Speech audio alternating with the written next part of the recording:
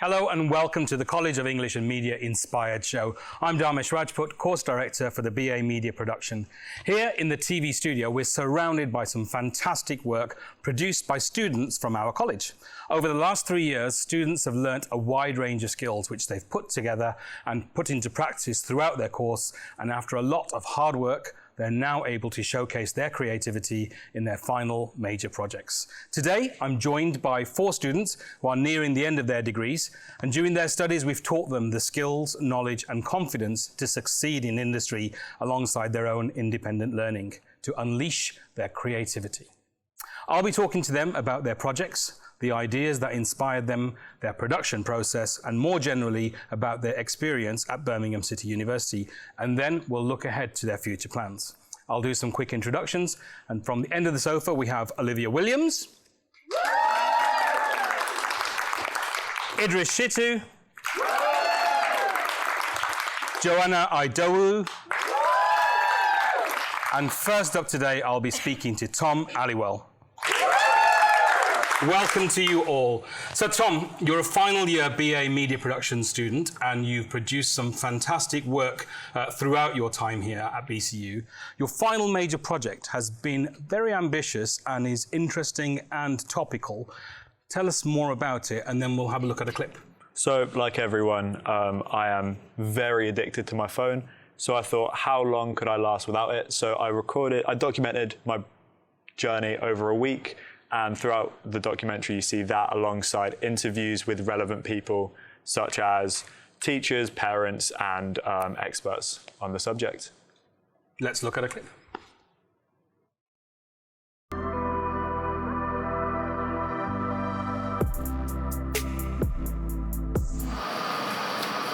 I haven't felt nervous until now. And that's it. We're done. Let's put them away.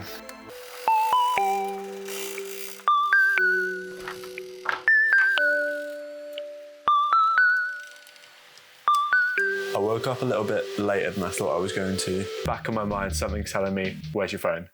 Alone, on a train, somewhere I've never been before, without a phone. This was a recipe for disaster. I feel ridiculous just standing here. I feel like I'm doing something wrong, which isn't normal, which isn't right. Like it should be normal to not need to be on your phone, but it's not. Never been here before in my life. I recognise nothing. I hate it.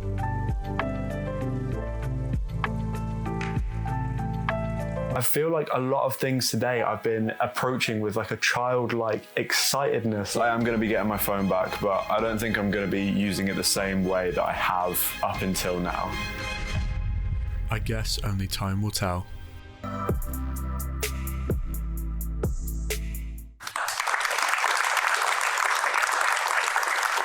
That was an extraordinary piece of work, and there's a lot about it that was a social experiment. How did you manage being the immersive subject? So it was very different because usually I am behind the camera, so it's quite vulnerable putting myself in front of it. It was a lot of just set up a camera, then go in front of it, check the focus, just a lot of back and forward. It was a big process, but I think it paid off. It did, and you played different roles. You were the protagonist of the documentary in terms of not having your phone. You were the expert. You were the analysis. You did all sorts. And how did you handle that in terms of the style of those different roles within the documentary? So I just wanted to keep it as honest and open as possible. So I treated a lot of it like a visual diary that I then tried to make look good and interesting. And yeah, keeping the edit bit of slower, more vulnerable bits, and then a lot more fast-paced and interesting facts and, yeah, advice. So you talked about how you filmed it. How did you film all the progress updates? What kind of camera techniques did you use?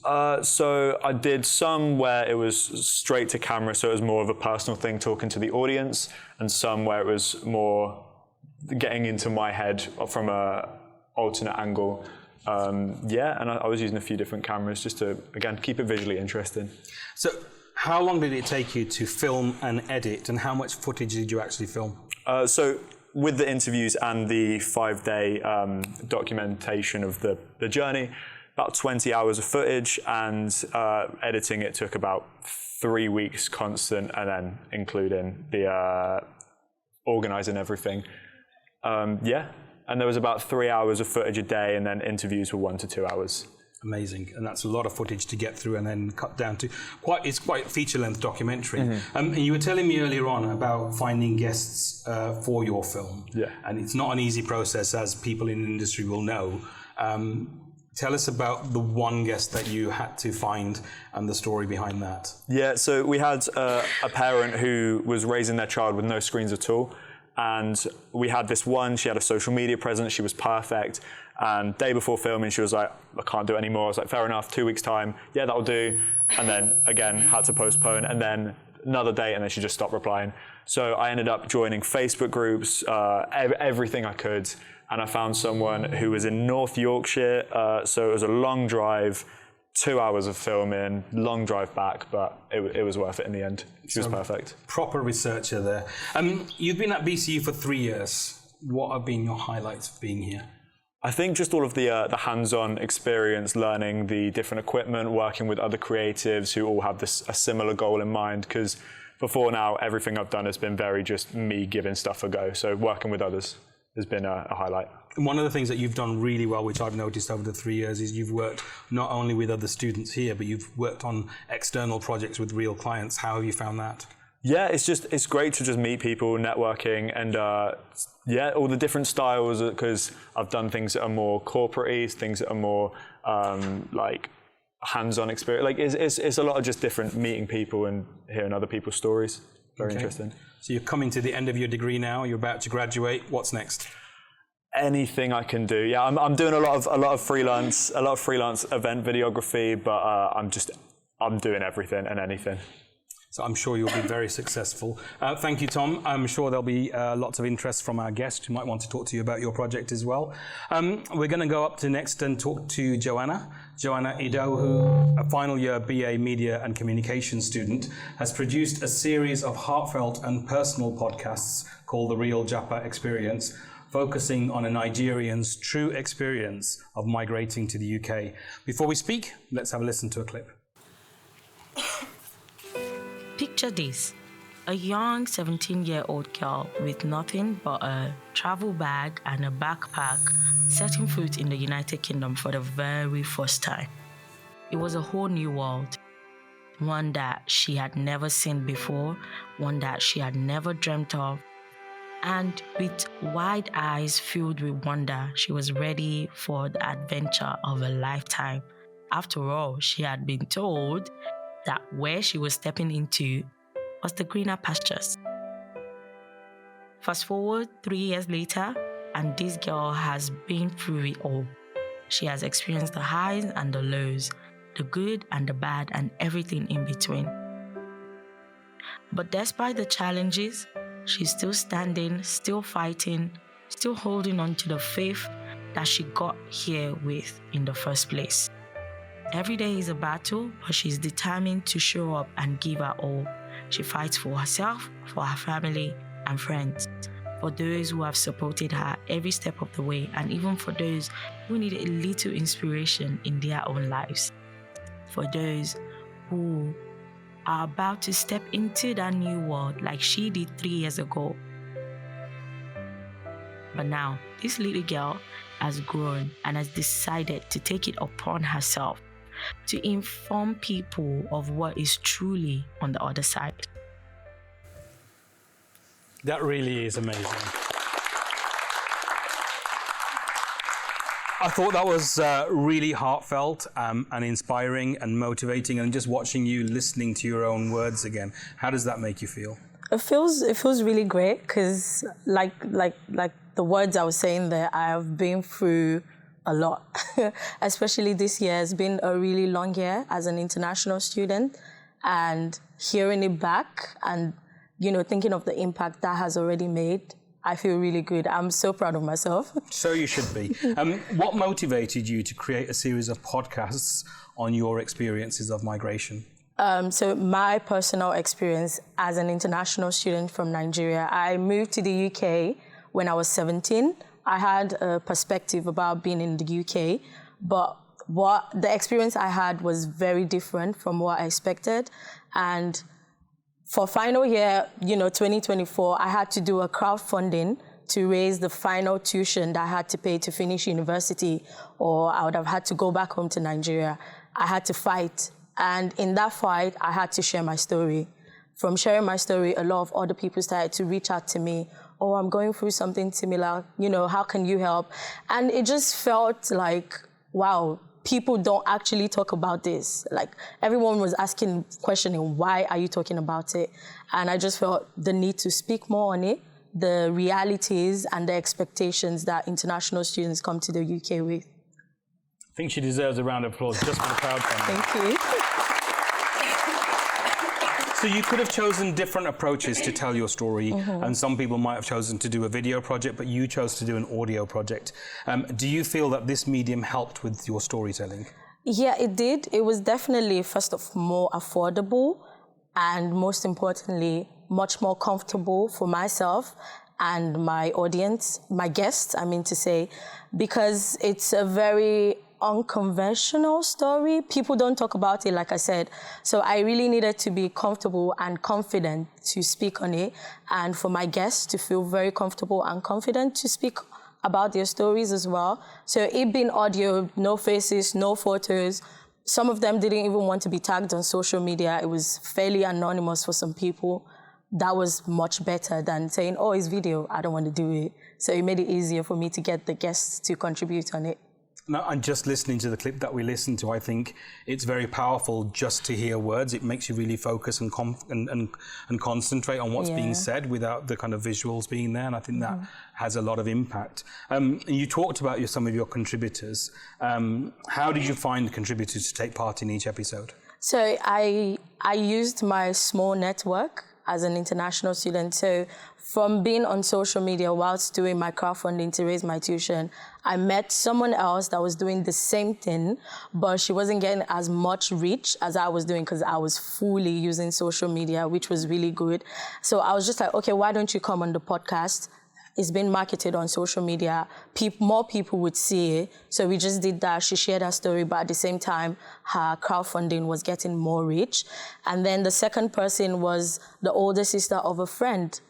So my friend told me her older sister had to go back to Nigeria because of immigration issues after graduating last year. And I was just like, oh, that's so interesting. What's this person's story going to be like? So I got her on it. That one was a bit of a tedious one because she was back in Nigeria. There's a lot of issues regarding that technically. But thankfully it worked out. And the last person was my older brother who had, gone through the phase that I'm at now. So he came to talk about employability and being more valuable as an international student. Yeah. That's amazing. I think it's really great to use your own networks and what you have access to be able to tell those stories, and that's worked really well for you. What's it been like for you as an international student here at BCU? It's been really good. It's been, I think being in Birmingham and being in BCU made everything work well. I always say Birmingham is a good balance between London, which is really loud, and other places like Coventry that's just quiet. So I really love it here. And thankfully, I'm quite a people person, so I was able to create my own family. I call them home away from home. So that really worked, and being in BCU, the tutors are amazing. Shout out to all of them. They know themselves. Yeah, they've been really so supportive. I've been getting all the support that I needed, even through my crowdfunding journey as an international student. The support is beautiful. And then let's not even talk about the facilities. Say, for instance, where we're at now, we get to use it for free. And you do things that you felt were impossible before you started, which is really great. Yeah. That's fantastic. I think we're very happy to be part of your home away from home, which is amazing. Thank you, Joanna, for joining us. And thank you for sharing your personal stories with us. So next up, we have postgraduate student Idris Shitu, who moved to the UK to do a Master of Arts in Media Production, again from Nigeria. He's currently in his final semester, and as well as producing work for his studies, Idris regularly combines his passions of filmmaking and dance to create some beautiful and captivating videography. Let's take a look.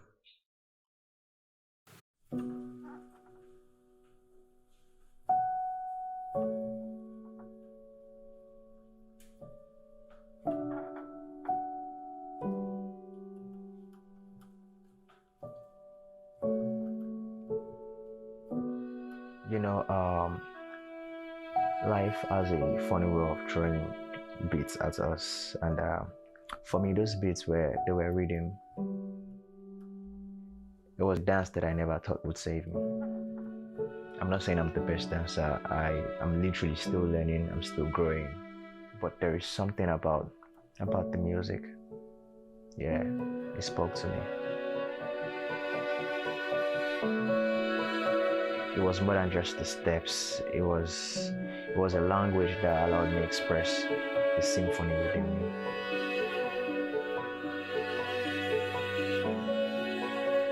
But then it hit me with the realization that dance wasn't just my escape. It was never just my escape. It was literally my story waiting to be told.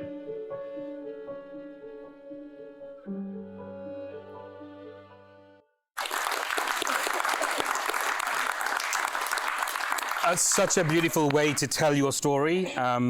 Wonderfully shot, very atmospheric, and a really nice performance there. I'm going to start by asking you, are you trained in any particular dance form, or are you self-trained? I am self-trained. You're self-trained. Yeah. And what kind of dance do you like to do? Oh, God. Okay, firstly, I would say I just like to express. I literally just like to express. I see dance as a way to communicate something, so I don't like to pick a style of dance. As if the music tells you move this way, then just do it, just express. That's for me. Amazing. And how and when did you start making videos about your dance? I would say not so long. But I say when I got to BCU, basically, because BCU helped me or gave me the resources I need to just express myself. So yeah, I would say BCU helped me build that, yeah. So by coming here, that gave you the opportunity to express more, express yourself and tell those stories with the facilities. Yeah. That's really great. And when you first started, what platform were you creating your videos for? YouTube, Instagram, because I feel that's where I can connect more to people. I say something, which is everybody, we're all experiencing life differently. Yeah. So I'm sharing my story. And a lot of people are not really cool with other people seeing the vulnerable side of them. So I've chosen to do that part because I know we are not alone, sort of. So when I'm sharing my stuff, if somebody else sees it and get inspired, might probably feel something, so yeah. And what kind of feedback were you getting on the social channels? Stuffs like, thank you, God bless you, thank you for sharing this, I felt this, I'll do better with my life, and yeah. I mean, that's really important because I think generally, maybe I'm being a bit stereotypical here, but men don't often share their vulnerable sides, especially not in public on social media. Yeah. So how was that journey for you? A lot of people actually thought I was depressed. They thought I was going through stuff, but then again, for me, like I said, I'm literally trying to impact, basically, no matter how small, no matter how little. If it's one person, I'm good, and I feel like that's why I hope everybody do in the long run. So yeah. That sounds really good, and I mean, you've done some great work. Then I hope that does make impact. You are both a dancer and technical creative. What do you prefer? Do you prefer the creative role of creating the dance, or do you prefer the technical aspects of producing the video? For me, right now, I feel like everything is all one now. It's something like, when the feeling comes, yeah, it might be through film, because dance coming into filming, because it all started with, at first, I wasn't allowed to dance. Not allowed to dance because of what? Because, you have to go to school, you shouldn't dance. If so parents, family, culture. So it's like, nah, you should face your studies and all of that. So my intention at first was, I need to make a film and talk about this thing. So I started watching YouTube to learn filming. And before I knew it, as we grow, we experience life. So it all changed. Just like growing up, you say, I want to be this, but adulthood make you realize certain things and be like, oh no, okay, this is what I want to talk about now. For me, I wouldn't say I want to pick filming, and it's all one. It's as a creative, I feel like this is what I'm meant to do, yeah. I often say that actually media is a lot about telling our stories, and you've found a really nice way of telling your personal story that will hopefully impact other people as well, which is really great. Just wanted to ask you, as an MA student and an international MA student, what's been your experience here at Birmingham City University? First off, I would say my tutors, my lecturers are amazing, because for every time I reach out for something, they're always there to like, okay, how about you try it this way? Especially Emily and Sam, they've been a blessing to me. And at the same time, the fact that I've been able to meet like other students who are also, I mean, I met him like a few days ago, and we were checking images together. I'm like, I didn't even know, and if not for BCU, I would not have met him. I would not have met students like Moise. Moise helped me out a lot on a lot of stuff. Buki Tijani, a lot of people, a lot of creatives. So thanks to BCU for that at the same time. That's good. So I think we do like to have a community, and you know, this is a really good example, and hopefully we'll get more people building a community around media and English. What's next for you? Tell more stories. Tell more stories. Tell more stories, because we experience each day as it comes, so there's always a story to tell. Everything passes, good or bad, everything passes, there's always a story to tell. No experience is a waste for me. If you're happy, tell the story. It's something to talk about, it's something to rejoice about, basically. Tell more stories. Of course, work, but at the same time, I believe in when you create for yourself and share for others, my friends say that a lot, then you're doing what's right for you. So yeah. That's really inspiring. Thank you so much for sharing your passions with us. And we wish you the very best with your future plans. Last but by no means least, here's Olivia Williams, a final year BA Honours Media and Communication student. She's produced some stunning photographs, such as the one right behind her. And despite being in the middle of creating her major project, Olivia added to the pressure by allowing the BCU marketing team to document her major project journey. Here's a clip of that video made by our marketing colleagues. So I just feel like I've always just sort of had a natural flair for photography. With my project for Inspired, I'm collaborating with businesses and basically creating campaigns for them. So I'm contacting loads of different businesses, and a few have got back to me, which is amazing, and I'm just currently creating photo shoots for them with signed models, makeup artists, hairdressers, and just sort of bringing all those creative people into one place and just, creating some amazing photographs for the brand. I've worked with Taylor Morris, Sunglasses, and Sunday Somewhere.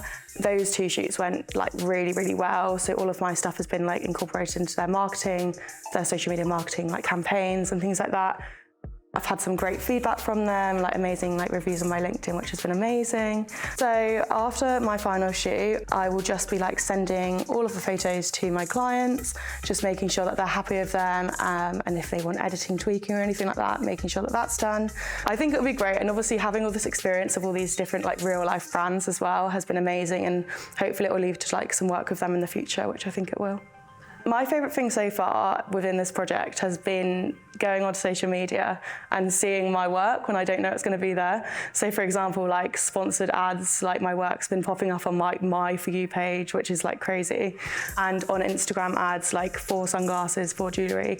So I finally handed in my project. It all went really well with the submission. So within this project, I definitely learned a lot, including networking is definitely key. It's really important to get yourself out there. It's very intimidating, but it's so worth it in the end. Also just organisation, and also making use of all the facilities at uni, that's going to stop soon. So using all the facilities here because they're amazing. And definitely learned a lot. I feel like going into a job, I'm so much more confident when applying for them because, I've got those brands on my CV and things like that in my portfolio. So I feel like I've definitely made the most of my final major project.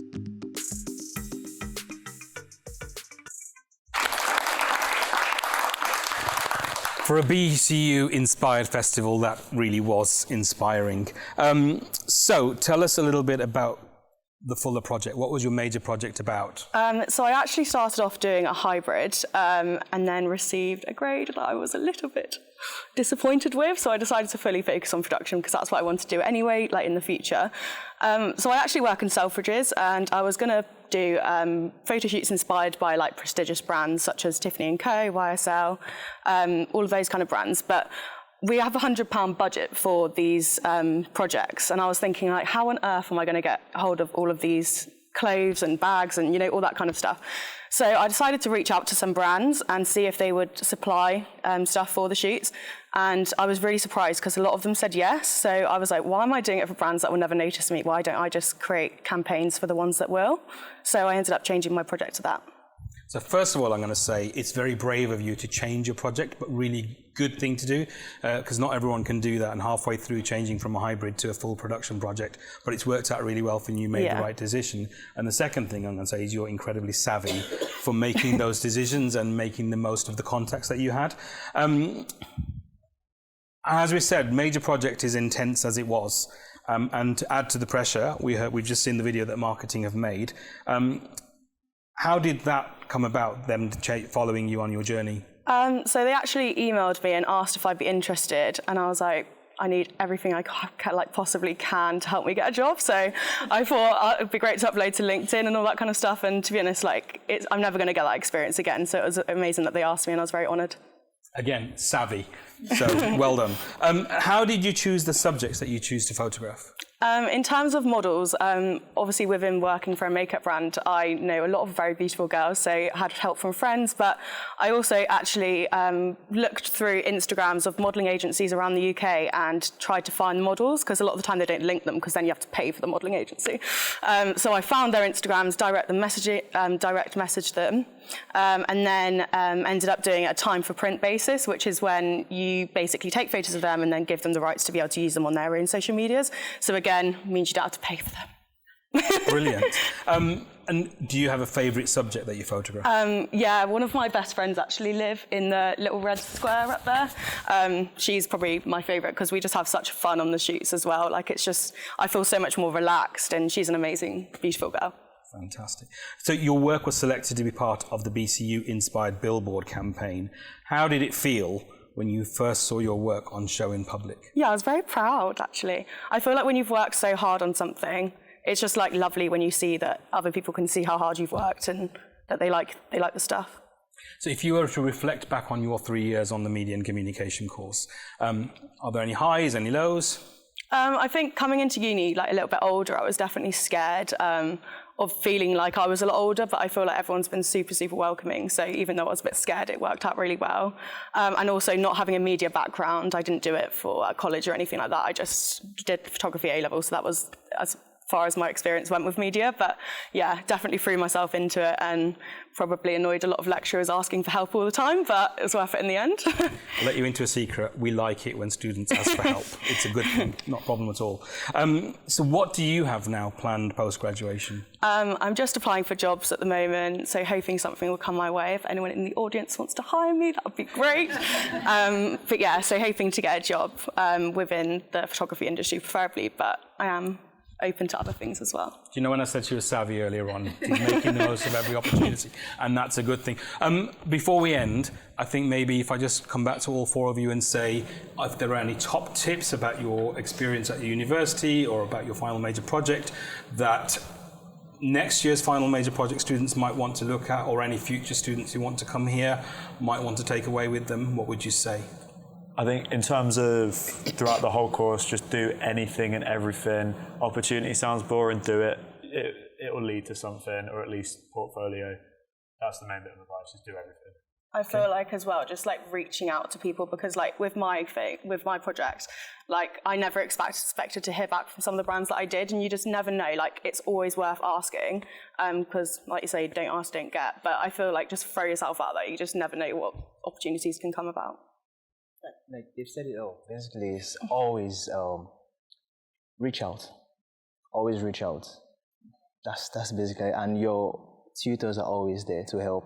Always ask questions, basically. Yeah. Great, Joanna? I would say push through the limits. They're gonna come. The trials, the tribulations, the problems, they're going to come. Just push through it, and you're going to make it to the end. Definitely. That's amazing advice. Thank you, all of you. Olivia, hopefully we'll see more of your work on more billboards, on the sides of buses, in magazines, posters, all over the place. Times Square. Aim high, and hopefully we'll get there. But yeah, that's all we've got time for today. So thank you, all four of you. These are just four of our amazing creative students here at the College of English and Media. Look out at all of our BCU-inspired students' work on billboards around the city. That's all we've got time for today. Thank you for joining us to celebrate our talented and inspiring students from the College of English and Media. Goodbye.